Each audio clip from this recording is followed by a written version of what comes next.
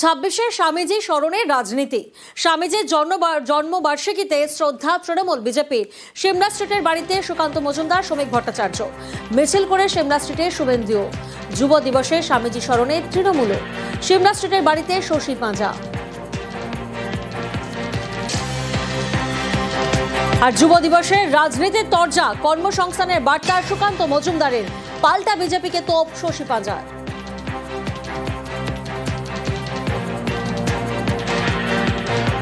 আমাদের যুব নেতা যারা তারা যুব বিবেক যাত্রা করবে, তাদেরকে একটাই বার্তা থাকবে যে আগামী দিনে যুব সমাজের হাতে যদি কাজ চায়, যুব সমাজের হাতে যদি ইনোভেশন চায়, যুব সমাজের হাতে যদি শিল্পায়ন চায়, তাহলে পরে স্বামী বিবেকানন্দের যে নীতির কথা বলে গেছে সেই নীতির উপর আধারিত সরকার যেরকম কেন্দ্রে প্রতিষ্ঠা হয়েছে, সেই ধরনের সরকার পশ্চিমবঙ্গেও দরকার। তা আমরা চাই যে পশ্চিমবঙ্গে এমন একটি সরকার তৈরি হোক যে সরকার আগামী দিনে বিবেকানন্দের চিন্তাধারাকে বাস্তবায়িত করবে। মানুষ আসে এবং বিশ্বাস রাখেন of universal Brotherhood of man. এই হচ্ছে স্পিরিট। গুরুত্বহীন বক্তব্য এবং খুবই যে ভাষা ব্যবহার, আচরণ, ঔদ্ধত্য, এই দাম্ভিকতা, এটাকেই দমন করতে বললেন স্বামীজি। আমি নিজে কত গুরুত্বপূর্ণ, আমি নিজে কত পিওর, এই সমস্ত যাচাই করবে মানুষ, তিনি যাচাই করবেন না। স্বামীজির জন্মদিবসে গেরুয়া রাজনীতি, গেরুয়ায় শাশ্বত রং বলে দাবি সুকান্ত মজুমদারের, পাল্টা বিজেপিকে নিশানা তৃণমূলের। বিজেপি দেশে একটাই রং চাই বলে তোপ অরূপের, ভারত বহুত্ববাদের দেশ বলে মন্তব্য অরূপের। গেরুয়া ভারতবর্ষের শাশ্বত রং। স্বামীজির মাথায় উষ্ণিস হয়ে গেরুয়া পতাকাই অবস্থান করত। গেরুয়া ভারতবর্ষের চিরন্তন শাশ্বত পতাকা। এই পতাকা নিয়ে মহারাজ যুধিষ্ঠির থেকে শুরু করে রামচন্দ্র সবাই এই পতাকায় নিয়ে যুদ্ধ করেছে। এই পতাকায় ভারতবর্ষের শাশ্বত পতাকা, ধর্মীয় পতাকা, এবং সেটাকে আমরা মানি। তো সেই পতাকা নিয়ে একটাই মন্ত্র, সেটা হচ্ছে সমস্ত সনাতনী যেন একত্রিত হয়। সনাতনী সংস্কৃতি যদি না বাঁচে ভারত বাঁচবে না, ভারত যদি না বাঁচে তাহলে অন্য কিছু বাঁচবে না। একা গেরুয়া শাশ্বত রং বলাটা মিথ্যা প্রচার। গেরুয়া একা ভারতবর্ষের রং নয়, ভারতবর্ষের রং বহুত্ববাদ। ভারতবর্ষের মূল আধার ভারতের সংবিধান। বিজেপি চায় একটা রঙে ভারতকে রাঙাতে। ওই জন্যই এক দেশ, এক নিশান, এক ভাষা, এক সংবিধান, এক দল, সবাই একটাই রং থাকবে, সবার একটাই ধর্ম থাকবে। না, এটা ভারত নয়, ভারত বহুত্ববাদের দেশ। 26শে স্বামীজি স্মরণে রাজনীতির তরজা, বিবেকানন্দের আদর্শই অনুসরণ বিজেপির, দাবি বিরোধী দলনেতা শুভেন্দু অধিকারীর। বিবেকানন্দের কথায় মোদির আদর্শ বলে দাবি শুভেন্দু অধিকারী। স্বামী বিবেকানন্দ যা যা বলে গেছেন আজকের দেশের প্রধানমন্ত্রী নরেন্দ্র মোদীজি সেগুলোই কার্যকর করার চেষ্টা করছেন। স্বামী বিবেকানন্দ মহোদয় তিনি শিক্ষা, স্বাস্থ্য, কৃষি, বিজ্ঞান এবং মানুষ কিভাবে উপযুক্ত তৈরি হতে পারে তার সব দিশা আমাদের মধ্যে দেখিয়ে দিয়ে গেছেন। যখন পহেলগামের ঘটনা ঘটে, অপারেশন সিঁদুর হয়, যখন আমরা তেরঙ্গা পতাকা হাতে দেশপ্রেমের কথা এবং ভারতবর্ষের জন্য আমরা সবাই রাষ্ট্রবাদের পক্ষে রাস্তায় নামি, এই ভাবনা কিন্তু স্বামী বিবেকানন্দের ভাবনা। পাল্টা বিজেপিকে তোপ তৃণমূলের, স্বামীজির বিপরীত কাজ করে বিজেপি, কটাক্ষ শশী পাঁজার। স্বামীজিকে শুধু প্রতীকী হিসেবে আজকের জন্মদিন বলে শ্রদ্ধা জানিয়ে এবং স্বামীজির নামে জয়ধ্বনি দিলাম, আর তারপরে সম্পূর্ণ বিপরীত কাজ করলাম সমাজের জন্য, মানুষের জন্য, এবং মানুষের মধ্যে ভেদাভেদ করলাম। তিনি বলেছেন যে প্রত্যেকটি মানুষের মধ্যে আমরা ভগবান দেখি, সেবা করতে হবে, সব ধর্মের সমন্বয়। ভারতীয় জনতা পার্টি বললেন এই কথাটা, কিন্তু কতটা বিশ্বাস করেন কিংবা আপনার কার্যে কতটা সেটা প্রতিফলন হয় ভালোভাবেই মানুষ জানে। মানুষের মধ্যে ধর্মের মধ্যে ঝগড়া লাগাবেন, এটা কিন্তু স্বামীজি বলেনি। 26শে স্বামীজি স্মরণে রাজনীতির তরজা, অভিষেকের নামে তৃণমূলের পোস্টারে তরজা। স্বামীজির সিমলা স্ট্রিটের বাড়ির পাশেই পোস্টার, তৃণমূলকে নিশানা বঙ্গ বিজেপির, পাল্টা পদ্মকে তুলোধনা তৃণমূলের। অযথার রাজনীতি কুরুচির পরিচয়, পাল্টা তো। স্বামীজির উক্তিগুলোই এখানে চর্চিত হওয়া উচিত, উল্লেখ হওয়া উচিত। কিন্তু সেই আজকে অন্য কেউ অপ্রাসঙ্গিক অনেক ব্যানার হোর্ডিং দিন, আমার নামটা লিখতে দিই না। আর এর উল্টো দিকে স্বামীজি আসল যুবরাজ, অন্য কেউ যুবরাজ নয়। আমি শুনেছি এখানকার প্রধান মহারাজ কাউন্সিলরদের ডেকে বলেছিলেন যে এখানে অন্য কারো ছবি লাগাবেন না, তারপরেও শোনেনি। স্বামীজি একমাত্র যুবরাজ। আমি 33 বছর এখানে আসি, আমার বয়স 55। এখানে অপবিত্র করব না, ওদের কথা এখানে উল্লেখ করবেন না। অভিষেক বন্দ্যোপাধ্যায়কে যদি যুব আইকন হিসেবে অসংখ্য ছেলে মেয়েরা যদি দেখেন, তাতে কিন্তু স্বামীজিকে লঘু করা হয়নি।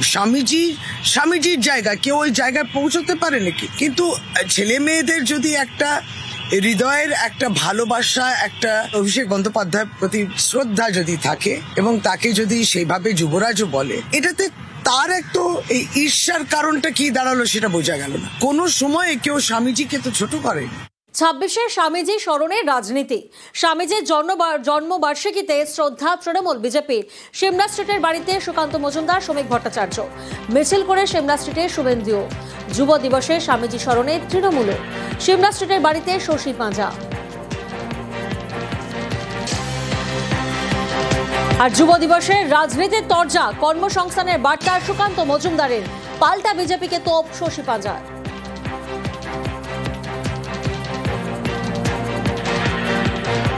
আমাদের যুব নেতা যারা, তারা যুব বিবেক যাত্রা করবে, তাদেরকে একটাই বার্তা থাকবে যে আগামী দিনে যুব সমাজের হাতে যদি কাজ চায়, যুব সমাজের হাতে যদি ইনোভেশন চায়, যুব সমাজের হাতে যদি শিল্পায়ন চায়, তাহলে পরে স্বামী বিবেকানন্দের যে নীতির কথা বলে গেছে, সেই নীতির উপর আধারিত সরকার যেরকম কেন্দ্রে প্রতিষ্ঠা হয়েছে, সেই ধরনের সরকার পশ্চিমবঙ্গেও দরকার। তা আমরা চাই যে পশ্চিমবঙ্গে এমন একটি সরকার তৈরি হোক, যে সরকার আগামী দিনে বিবেকানন্দের চিন্তাধারাকে বাস্তবায়িত করবে।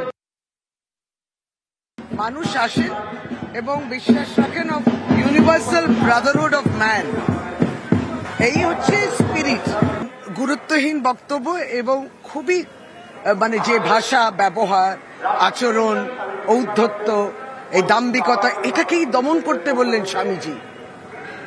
আমি নিজে কত গুরুত্বপূর্ণ, আমি নিজে কত পিওর, এই সমস্ত যাচাই করবে মানুষ, তিনি যাচাই করবেন না। স্বামীজির জন্মদিবসে গেরুয়া রাজনীতি, গেরুয়ায় শাশ্বত রং বলে দাবি সুকান্ত মজুমদারের। পাল্টা বিজেপিকে নিশানা তৃণমূলের। বিজেপি দেশে একটাই রং চাই বলে তোপ অরূপের।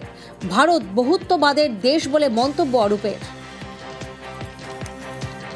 গেরুয়া ভারতবর্ষের শাশ্বত রং। স্বামীজির মাথায় উষ্ণিস হয়ে গেরুয়া পতাকাই অবস্থান করত। গেরুয়া ভারতবর্ষের চিরন্তন শাশ্বত পতাকা। এই পতাকা নিয়ে মহারাজ যুধিষ্ঠির থেকে শুরু করে রামচন্দ্র সবাই এই পতাকায় নিয়ে যুদ্ধ করেছে। এই পতাকায় ভারতবর্ষের শাশ্বত পতাকা, ধর্মীয় পতাকা, এবং সেটাকে আমরা মানি। তো সেই পতাকা নিয়ে একটাই মন্ত্র, সেটা হচ্ছে সমস্ত সনাতনী যেন একত্রিত হয়। সনাতনী সংস্কৃতি যদি না বাঁচে, ভারত বাঁচবে না। ভারত যদি না বাঁচে, তাহলে অন্য কিছু বাঁচবে না। একা গেরুয়া শাশ্বত রং বলাটা মিথ্যা প্রচার। গেরুয়া একা ভারতবর্ষের রং নয়, ভারতবর্ষের রং বহুত্ববাদ। ভারতবর্ষের মূল আধার ভারতের সংবিধান। বিজেপি চায় একটা রঙে ভারতকে রাঙাতে। ওই জন্যই এক দেশ, এক নিশান, এক ভাষা, এক সংবিধান, এক দল, সবাই একটাই রং থাকবে, সবার একটাই ধর্ম থাকবে। না, এটা ভারত নয়, ভারত বহুত্ববাদের দেশ। 26শে স্বামীজি স্মরণের রাজনীতির তরজা, বিবেকানন্দের আদর্শই অনুসরণ বিজেপির। দাবি বিরোধী দলনেতা শুভেন্দু অধিকারী। বিবেকানন্দের কথায় মোদির আদর্শ বলে দাবি শুভেন্দু অধিকারী।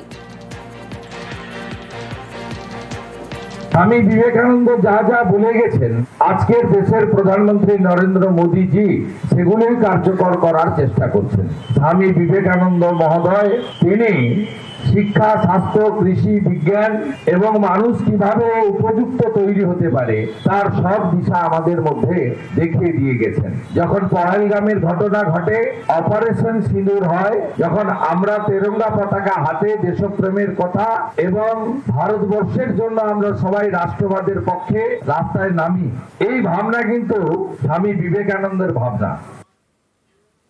পাল্টা বিজেপিকে তোপ তৃণমূলের। স্বামীজির বিপরীত কাজ করে বিজেপি, কটাক্ষ শশী পাঁজার।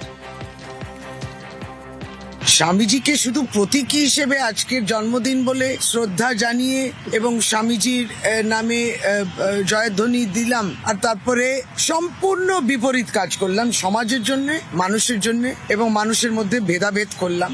তিনি বলেছেন যে প্রত্যেকটি মানুষের মধ্যে আমরা ভগবান দেখি, সেবা করতে হবে, সব ধর্মের সমন্বয়। ভারতীয় জনতা পার্টি বললেন এই কথাটা, কিন্তু কতটা বিশ্বাস করেন কিংবা আপনার কার্যে কতটা সেটা প্রতিফলন হয় ভালোভাবেই মানুষ জানে। মানুষের মধ্যে ধর্মের মধ্যে ঝগড়া লাগাবেন, এটা কিন্তু স্বামীজি বলেনি।